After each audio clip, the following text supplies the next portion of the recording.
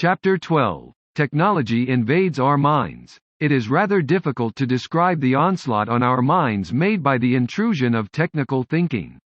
This is so because technology has such contrasting influences.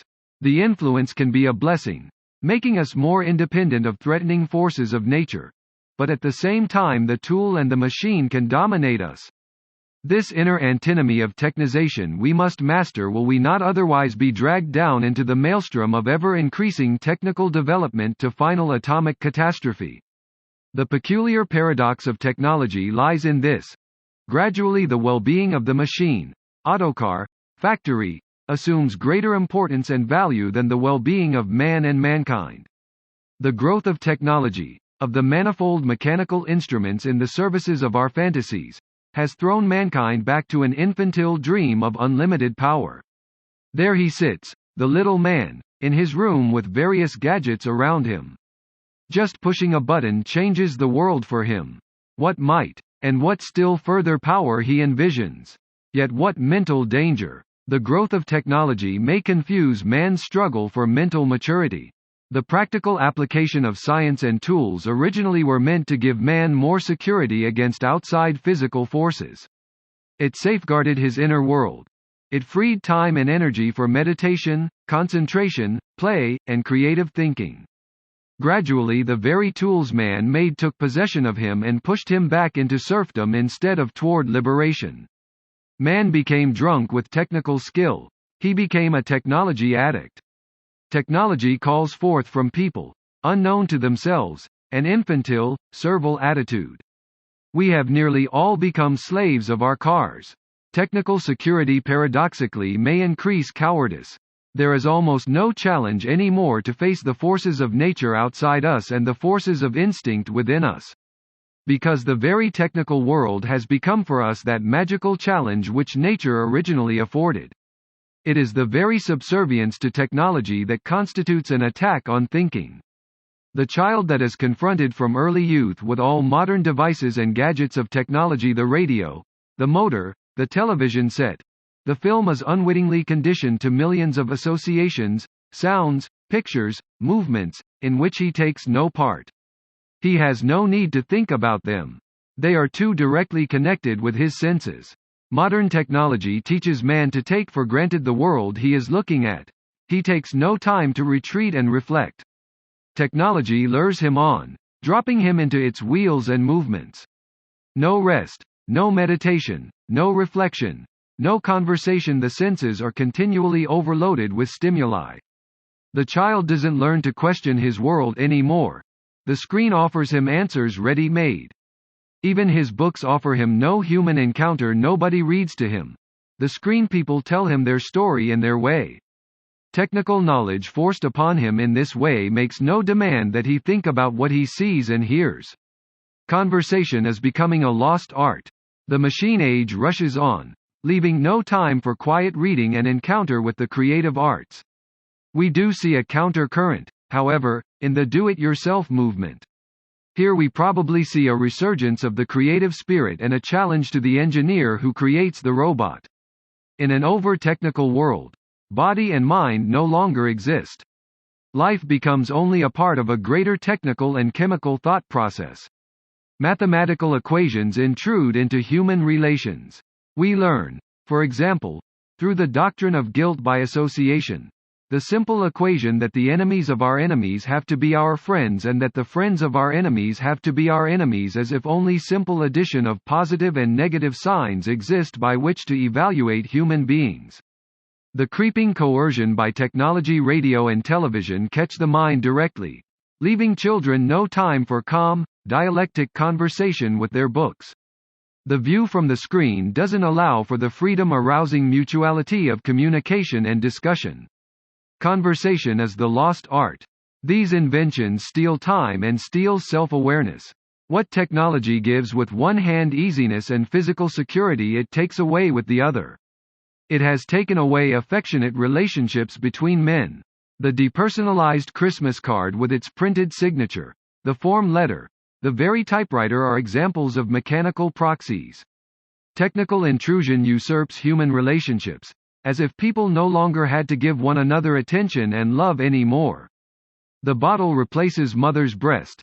The nickel in the automat replaces mother's preparation of sandwiches. The impersonal machine replaces human gesture and mutuality. Children educated in this way prefer to be alone, with fantasies to escape into and gadgets to play with. Mechanization pushes them into mental withdrawal. Technology suggests and creates the feeling of man's omnipotence on the one hand, but on the other, the smallness of man, his weakness and inferiority compared with the might of machinery. The power of man's creative mind is disguised behind dreams of social machines and world mechanics. Mechanics in political maneuverings are overestimated and go beyond reason. We use intelligence and counterintelligence, trickery and political machines, forgetting the emotional reasons which underlie human brilliance and stupidity. There exists a relationship between naive belief in technology only and a naive belief in human intelligence, logic, and innocence that was part of the optimistic liberalist feeling prevalent in the 19th century. We see in both beliefs the denial of the irrational depths of the mind. What is the ultimate result of technical progress? Does it drive people more and more to the fear and despair brought on by a love-empty push-button world? Does it create a megalomaniac happiness won by remote control of other people? Does it deliver people to the unsatisfying emptiness of leisure hours filled with boredom? Is the ultimate result living by proxy, experiencing the world only from the movie or television screen, instead of living and laboring and creating one's own? In cases of television addiction, I observed the following points. 1. The television fascination is a real addiction.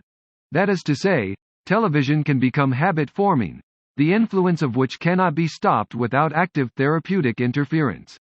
2. It arouses precociously sexual and emotional turmoil, seducing children to peep again and again, though at the same time they are confused about what they see. 3. It continuously provides satisfaction for aggressive fantasies, Western scenes, crime scenes, with subsequent guilt feelings since the child unconsciously tends to identify with the criminal, despite all the heroic avengers. 4. It is a stealer of time. 5. Preoccupation with television prevents active inner creativity. Children and adults merely sit and watch the pseudo-world of the screen instead of confronting their own difficulties. If there is a conflict with parents who have no time for their youngsters, the children surrender all the more willingly to the screen.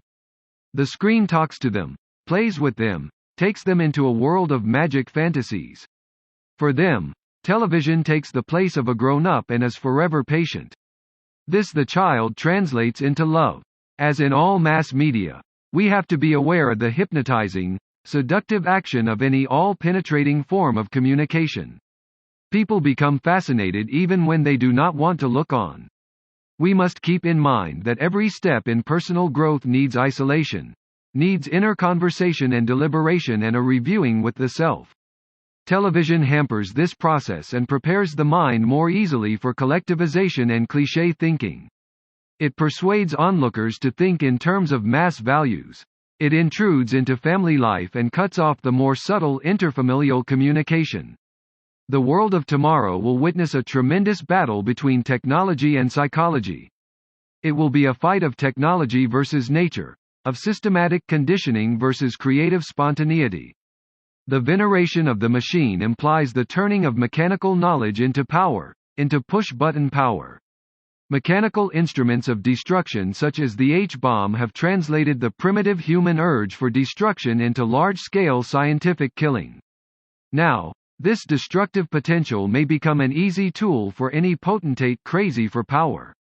Driven by technology, our own world has become more interdependent, and through our dependence on technical knowledge and devices, we ourselves are in danger of delivering our people to the more brutal totalitarians.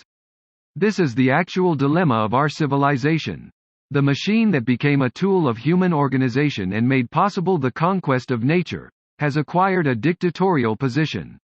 It has forced people into automatic responses, into rigid patterns and destructive habits. The machine has aroused an ever-increasing yearning for speed, for frenzied accomplishments. There exists a psychological relationship between speedomania, frenzied swiftness, and ruthlessness.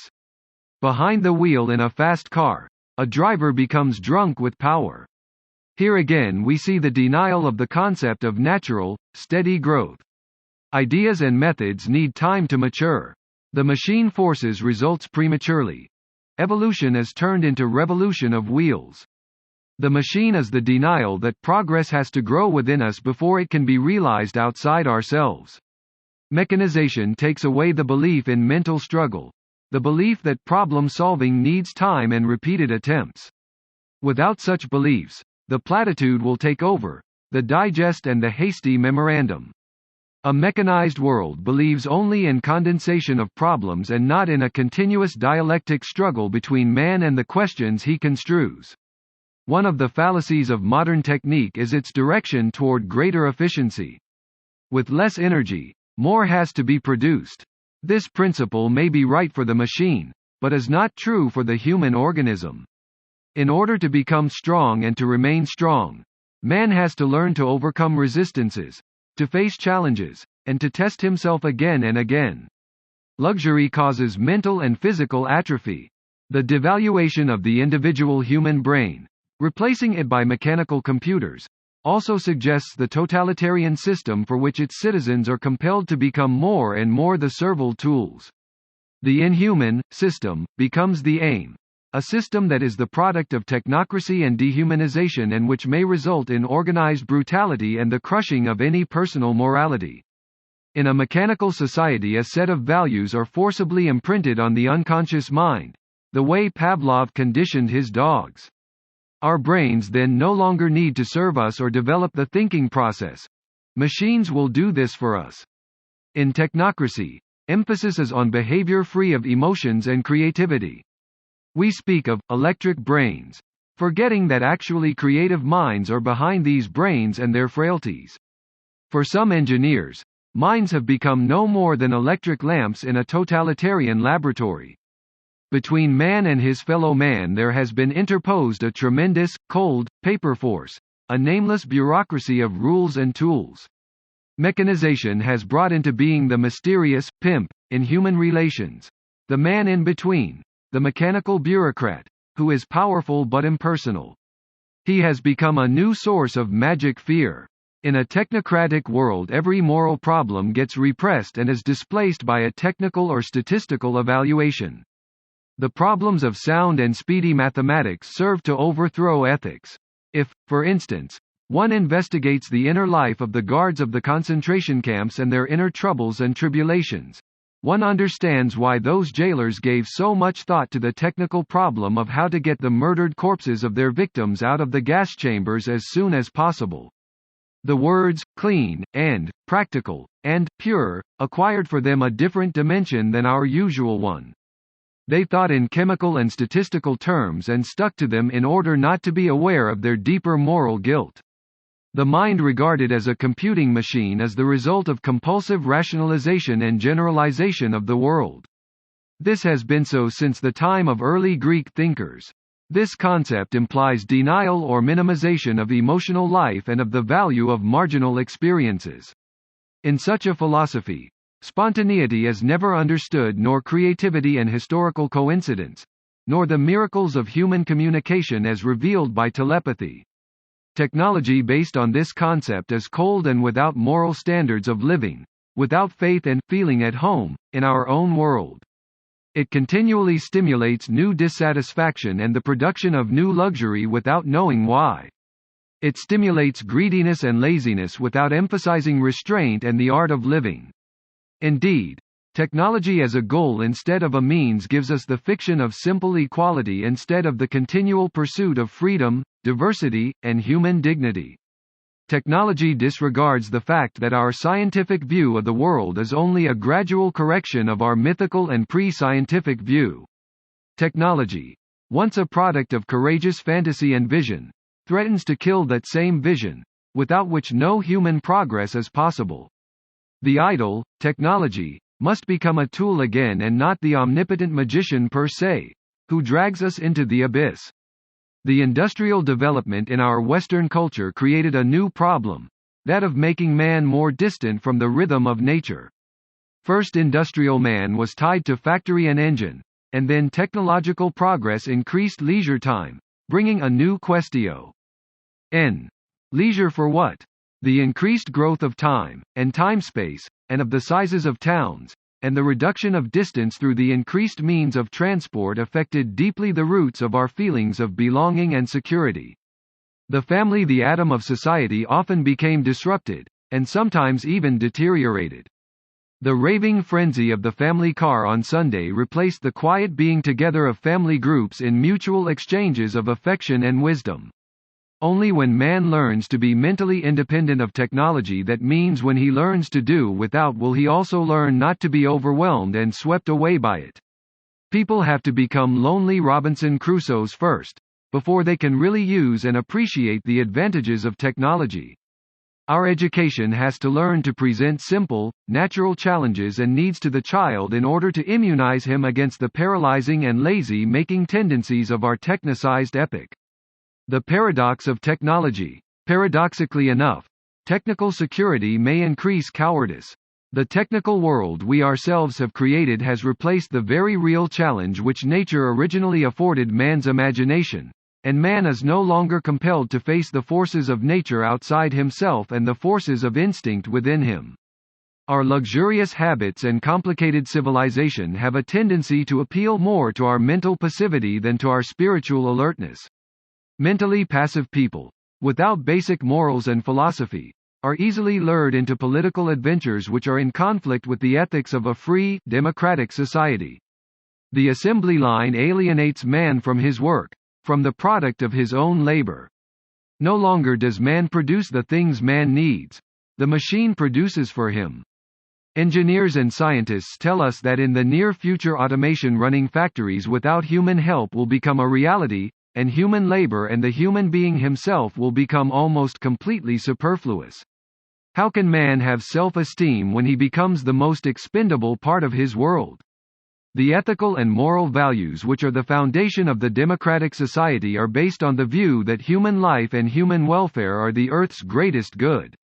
But in a society in which the machine takes over completely, all our traditional values can be destroyed. In venerating the machine, we denigrate ourselves.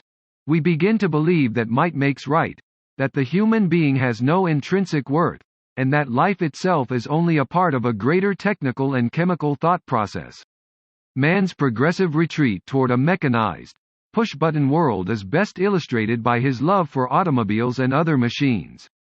The moment he can retreat to his car seat and direct the world by remote control, he dreams an old, long-forgotten childhood dream of tremendous omnipotence. Man's servility to his automobile and other machines takes something away from his individuality. We are hypnotized by the idea of remote control. The wheels and the push-buttons give us a false sense of freedom. Yet, at the same time, the creative part of man resists the machine's cold, mechanical intrusion into his inner freedom. As I drive, every time I pass something beautiful along the road, be it an exhilarating view, a museum, a river, a tall tree, at that very moment a kind of tense conflict is aroused in me. Shall I stop the car and drink in the beauty around me, or shall I give in to my machine and keep racing along? For the psychologist and biologist, such behavior raises important questions. How will it end? Will man's tendency to become more and more an immobile technological embryo finally get the better of him and his civilization? The Dutch anatomist Bolk, one of my teachers long ago, described the regressive retardation in growth characteristic of human beings as compared to the rapid development of the higher primates. As a result of the fetalization and anatomical retardation of man, he acquired his erect posture, the use of his grasping and verifying hands, the possibility of speech. This long youth made it possible for him to learn, and to build up his own thought world. Since the Renaissance and the advent of modern science, the scientist himself has been forced to retreat more and more to his technological womb, his laboratory, his study, his armchair. He has done this for the sake of greater intellectual concentration, but as a result he gradually became more isolated from living people unobtrusively.